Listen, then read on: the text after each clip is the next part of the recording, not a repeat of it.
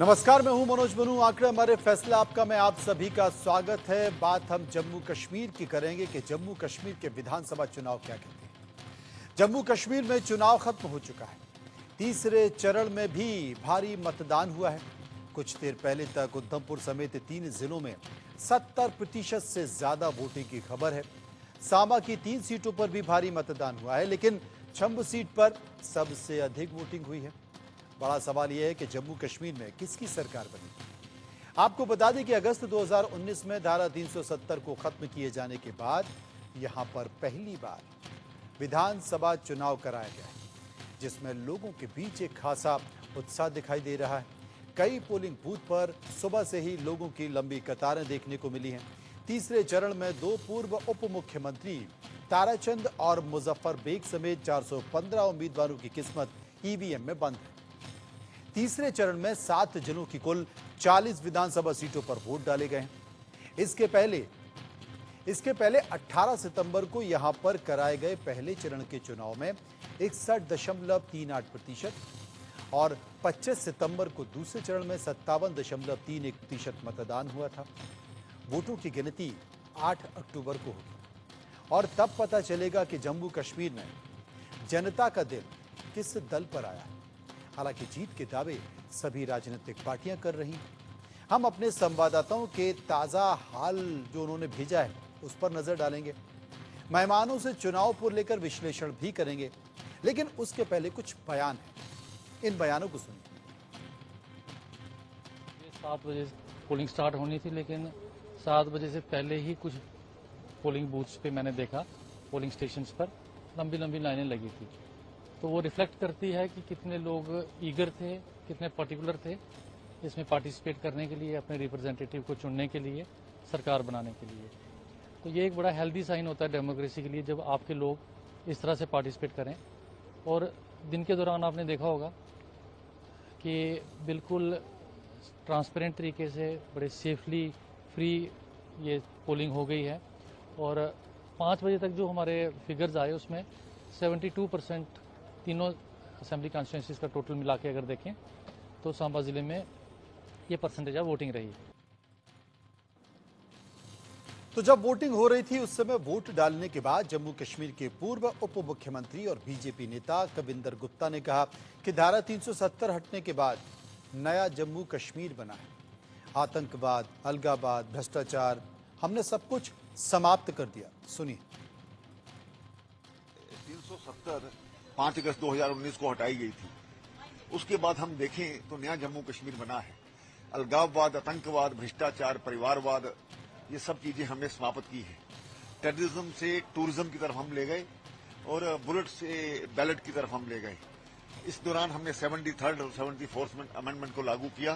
तो अब लोगों के उत्साह होना स्वाभाविक बात है, क्योंकि प्रधानमंत्री जी के द्वारा जो जम्मू कश्मीर में चीजें लाई गई हैं और लोगों में एक विश्वास बना है।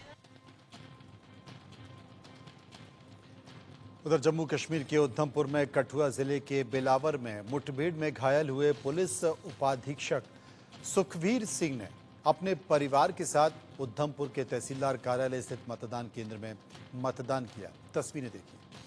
जो आपको तस्वीरें दिखाई दे रही हैं वही तस्वीरें हैं। जम्मू कश्मीर में किसकी सरकार बनेगी, किसकी नहीं, एक बेहतर मौका लोगों के पास है। और यही कारण है कि भले ही मुठभेड़ में घायल हो गए हों पुलिस उपाधीक्षक, लेकिन उन्होंने इस हालत में भी, घायल होने के बावजूद भी, डॉक्टर उनका इलाज कर रहे हैं उसके बावजूद भी मतदान केंद्र पहुंचे और मतदान केंद्र पहुंचकर कठुआ में मतदान किया। जम्मू कश्मीर विधानसभा चुनाव के अंतिम चरण का मतदान खत्म होने के बाद विधानसभा क्षेत्र के मतदान केंद्र संख्या 23 और 25 पर ईवीएम और वीवीपैट सील कर मतदान दल बूथ से रवाना हो रहे हैं। आप उन तस्वीरों को देखिए। इतना आसान नहीं होता जितना कि लोग समझते हैं।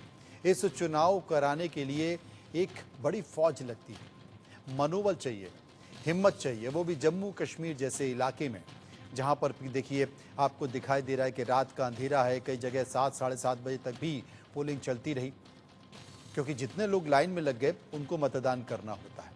तो इतना अंधेरा होने के बावजूद भी ये जानने के बावजूद भी है कि कब किस तरफ से, किस दिशा से कौन सी गोली आ जाए, वो सीने में लग जाए, लेकिन उसको चिंता किए बिना लोकतंत्र जिंदा रहे।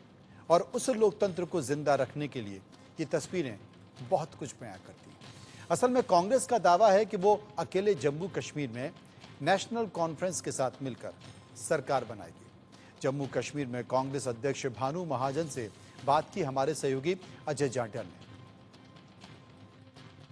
जम्मू कश्मीर में 3 चरणों के चुनाव पूरे हो चुके हैं और अब इंतजार सिर्फ चुनावों के नतीजे का है जो 8 अक्टूबर को आने वाले हैं। मगर क्या समीकरण रहेंगे, किस तरीके से सरकार बनाने में पार्टियां जुटेंगी, हम बात करने के लिए हमारे साथ इस वक्त भानु महाजन हैं, वर्किंग प्रेसिडेंट है कांग्रेस जम्मू कश्मीर की। अब भानु, क्या लग रहा है, अब चुनाव तो हो गए पूरे, मुस्कान आपके चेहरे पे बता रही है कि कुछ अच्छा सोच रहे हैं। बहुत बहुत बहुत बढ़िया, सबको मेरी तरफ से बहुत बहुत मुबारकबाद।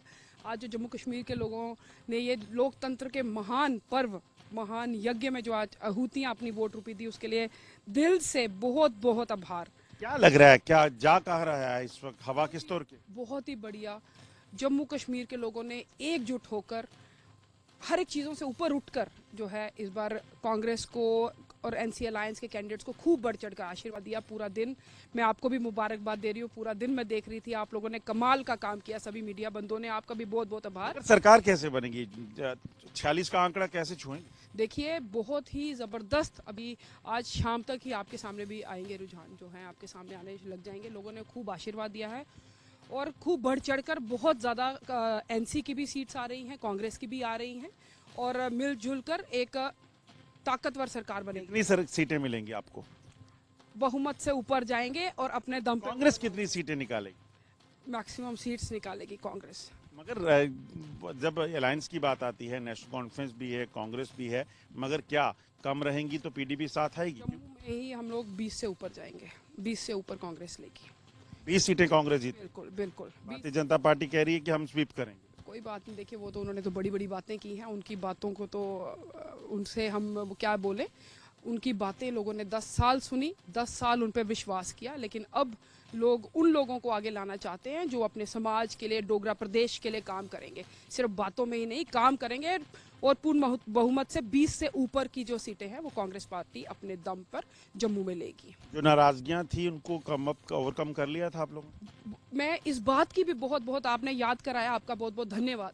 बहुत बेहतरीन तरीके से मैंने देखा जो भी नाराजगियां थी, कैसे एकदम से लोग एकजुट होकर, पूरा कांग्रेस परिवार, क्योंकि सबने जो सहा था 10 साल, वो इस चीज़ को समझ गए थे कि हमारी खुद की सबकी नाराजगियों से ऊपर हमारी पार्टी है, हमारे लोग हैं और उन सब का जो साथ था उसकी वजह से ही जो है ये संभव हो पाएगा।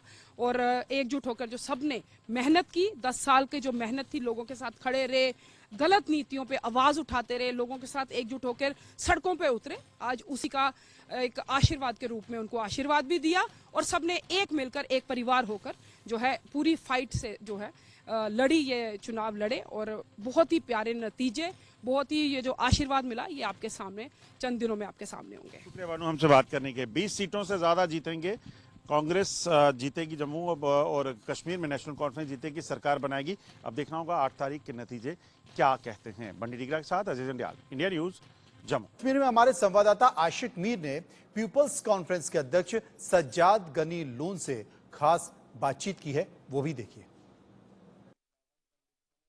Peoples conference president Sajjad Gani Lone हमारे साथ इस समय मौजूद है। सज्जाद साहब, कैसा लग रहा है, 10 सालों के बाद यहाँ पर इलेक्शंस हो रहे हैं, कैसा माहौल दिख रहे हो रहा है?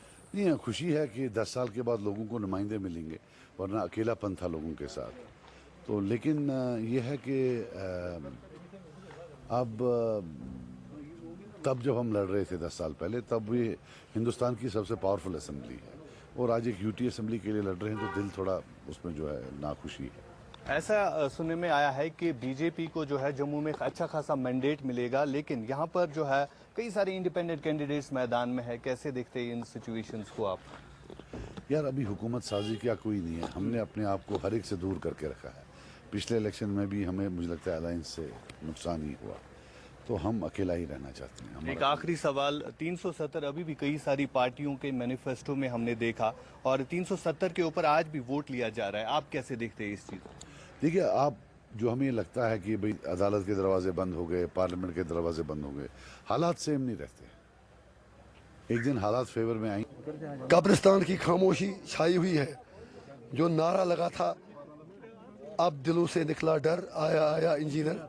इंशाल्लाह मुझे उम्मीद है कि इस इलेक्शन के बाद वो सारी खामोशी टूट जाएगी। लगातार आपके सियासी हरीफ आप पर वार कर रहे हैं कि इंजीनियर साहब इसके बाद जो है बीजेपी के साथ मिलेंगे, क्या कैसे रिप्लाई करेंगे? कोई बात नहीं, वो दिन में सपने देखते रहे। और सबसे बड़ी बात यह है कि जिन लोगों ने 5.5 साल मेरा नाम लेना तक गवारा नहीं किया, आज उनको इंजीनियर रशीद से अचानक इतनी मोहब्बत हुई है तो कोई बात नहीं, हम यही कहेंगे अभी इब्तिदाए इश्क है, रोता है क्यों, आगे आगे देखें होता है क्या।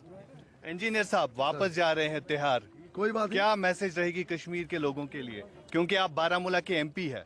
कश्मीर के लोगों के लिए यही मैसेज रहेगी कि अगर हम तिहाड़ वापस जाएंगे तो आपको घबराने की जरूरत नहीं है। जो मैंडेट बारामूला पार्लियामेंट्री कॉन्स्टिट्यूंसी के लोगों ने दिया, उससे ये बात साबित हुई कि कश्मीर के लोग ना मोदी के नए कश्मीर में विश्वास रखते हैं, ना फारूक साहब, उमर साहब या राहुल गांधी के झूठे वादों में आ रहे हैं। तो एक मैसेज ही रहेगा, ये वक्त भी गुजर जाएगा, सच्चाई हमारी तरफ है, इंसाफ हमारे साथ होना ही है, सच का कोई अल्टरनेटिव है नहीं। इंशाल्लाह जीत हमारी होगी, जीत कश्मीरियों की होगी, कश्मीरी कौम की होगी। मेरे लिए एमपी बनना, एमएलए बनना बहुत छोटी बात है। जो 90 साल, जो पिछले 70 साल से हम लोगों ने देखा है, या जो पिछले 35 साल से लोगों ने देखा है, उसका खात्मा हो। मैं एक दिलचस्प चीज़ आपको बता रहा हूँ, लेकिन अगर आप खामोश रहे तो मीडिया के बाकी भाई एक इंपॉर्टेंट जगह बैठे हैं, ये लोग यहाँ के गवाह हैं। मैं सारे सवालों का जवाब आपको एक चीज़ में देता हूँ। 2013 इस गांव में इनकाउंटर हुआ, प्लीज़ सारे ये नोट कर लें। I am giving a bigger message to the people of country at this place, it is good. मुझे याद आया, इनकाउंटर हुआ इस गाँव में, 2 फौजी और 3 मिलिटेंट मारे गए। इतना माहौल ख़राब था कि सारे गए और हमने फौजियों की लाशें भी उठाई। ये लोग सही है ना? और हमने जो अस्करियत पसंद थे उनकी भी लाशें उठाई। हमने उन सब के ताबूत यहाँ रखे। रात भर हमने कैंपिंग की, रात भर में ऐसे रहे। फिर लगभग 15-20 हज़ार लोग यहाँ पर थे, पूरा ये भरा हुआ था। फिर मैंने स्पीच दी, बात मैंने की। बहुत इंपॉर्टेंट बात बता रहा हूँ मैं, बहुत इंपॉर्टेंट बात, एक लिविंग एग्जाम्पल आपके लिए। अच्छा हुआ आपने याद लाया। इनकाउंटर में 2 फौजी और 3 अस्करियत पसंद मारे गए। हम यहाँ पर थे, हम खड़े रहे लोगों के साथ। उसके बाद 5 लाशें यहाँ पर थी। तब मैंने यहाँ पर बात रखी अपने लोगों के सामने। कोई हुर्रियत का लीडर नहीं था, कोई कुछ नहीं था। ये उन दिनों की बात है कि जब एमएलए के लिए घर से निकलना महाल था। The point is, Jammu and Kashmir people are angry with the BJP-led government, the policies pursued by the government headed by Mr. Modi, and they are angry with the policies of Modi government. तो चर्चा कर लेते हैं। अश्वनी शाही हैं जो कि नेता BJP के हैं, शेख ओवैसी प्रवक्ता JKNC के हैं, इस वक्त हमारे साथ हैं। सबसे पहले मैं शेख ओवैसी से कहूंगा, ओवैसी साहब, जिस तरीके से मतदान हुआ है, अगर मतदान का जिक्र करें तो करीब 66% मतदान की बात की जा रही है और एक अच्छा संकेत है लोकतंत्र के लिए, क्या कहें? एक बड़ा अच्छा संकेत है जिस तरह आप बोल रहे हैं, बट आप देश की जनता को हकीकत भी बताए कि कि हम तो खिलाफ नहीं है कि अच्छी वोटिंग परसेंटेज आई। ये जो सब वोटर्स है, ये वोटिंग पूरी की पूरी बीजेपी के खिलाफ हुई, बीजेपी की पॉलिसीज के खिलाफ हुई, बीजेपी के खोखले वादे 370 को लेके, चाहे एम्प्लॉयमेंट हो, चाहे क्या बोलते हैं इसको, महंगाई हो, चाहे प्रॉमिसेस हो कि बड़ी बड़ी कंपनियां आएंगी, अब जी इतनी नौकरियां लगेगी, कश्मीर इतनी इन्वेस्टमेंट्स आएगी, इतने बड़े बड़े हॉस्पिटल्स खुलेंगे, कुछ हुआ नहीं ग्राउंड पे।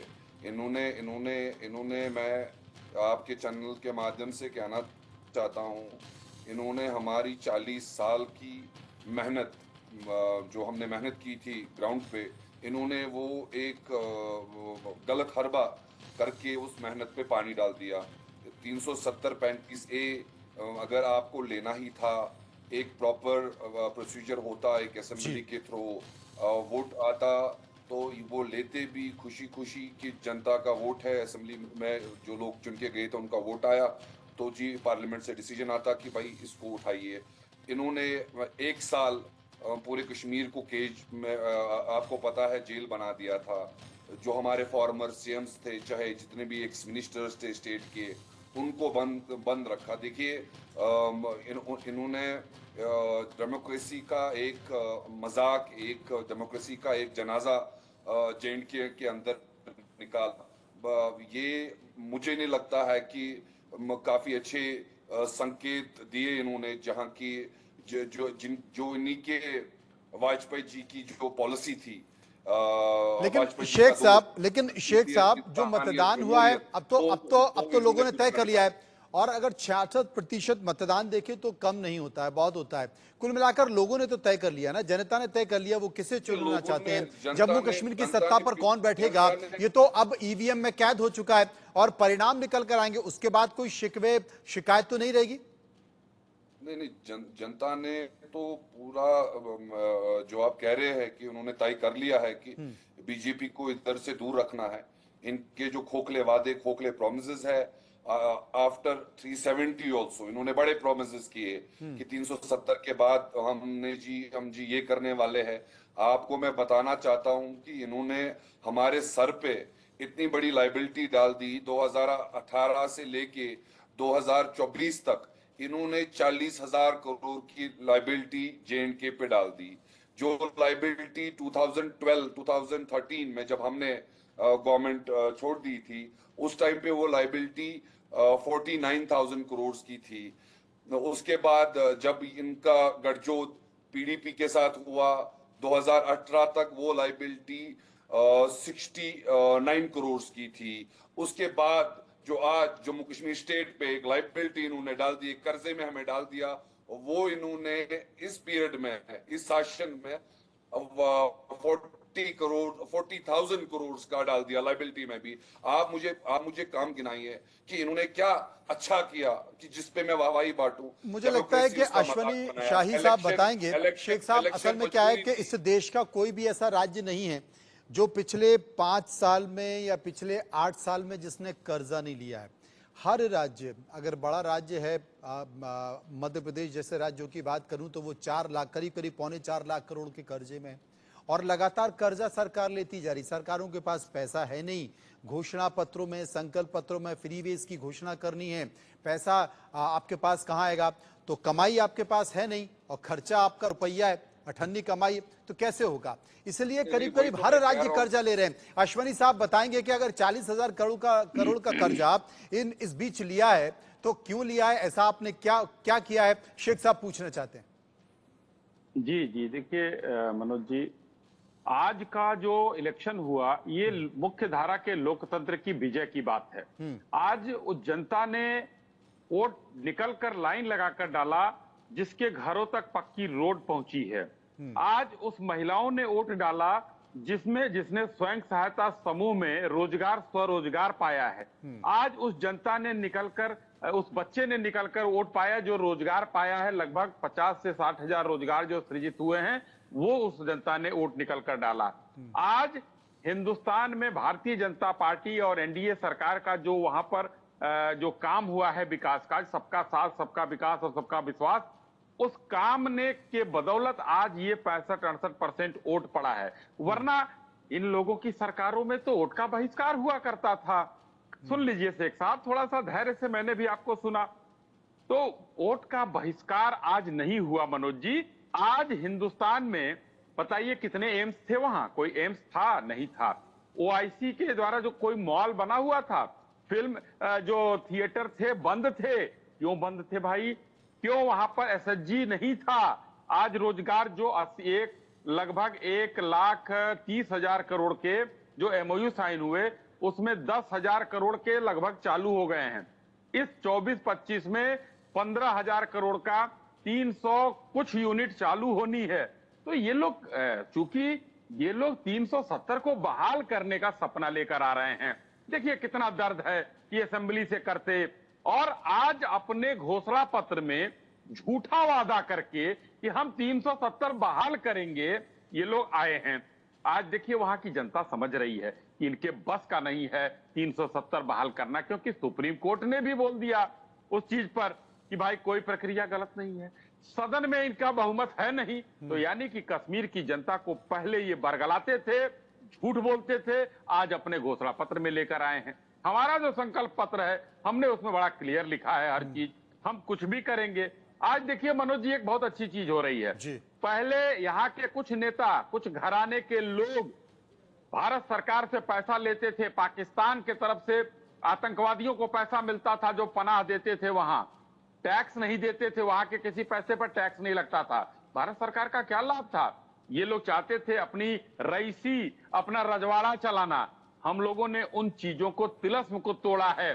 370 के बाद वहां की जनता ने जो आज सुकून महसूस किया है, जो विकास की गति देखी है, आज धीरे धीरे ये उसी का वोट है। और अगर पोलिंग बूथ पर जो लंबी लंबी कतारें हैं, ये उसी का परिणाम है। और अगर वाकई ये है तो शेख साहब से मैं पूछना चाहता हूं, शेख साहब, जैसा कि अश्वनी शाही साहब कह रहे हैं, वो ये कह रहे हैं कि जितने भी जो केंद्र सरकार की योजना है उनके लाभार्थी हैं वो आपको लाइनों में लगे मिले, जितने भी रोजगार केंद्र सरकार ने दिए हैं उनके लाभार्थी हैं वो लाइनों में लगे मिले।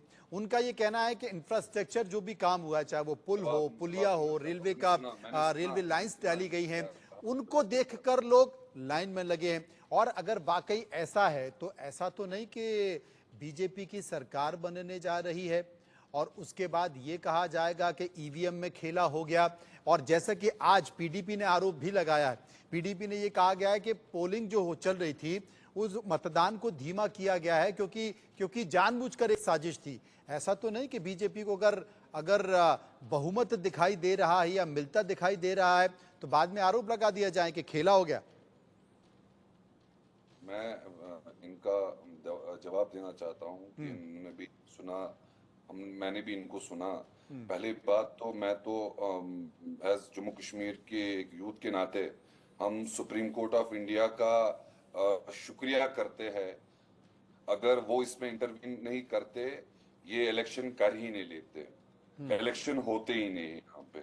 ये सुप्रीम कोर्ट का जो डंडा आया कि आपको यहाँ पे डेमोक्रेसी बहाल करनी है, आपको इलेक्शन कराने पड़ेंगे, उस वजह से इन्होंने यहाँ पे इलेक्शन कराए।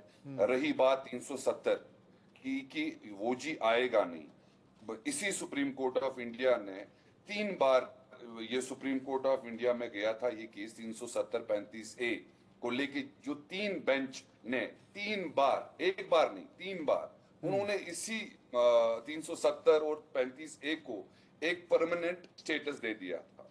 5 बेंच बैठ गया, 5 बेंच ने बोला आप कि नहीं जी, अब ये जी है नहीं 370 जी हम हटा रहे हैं।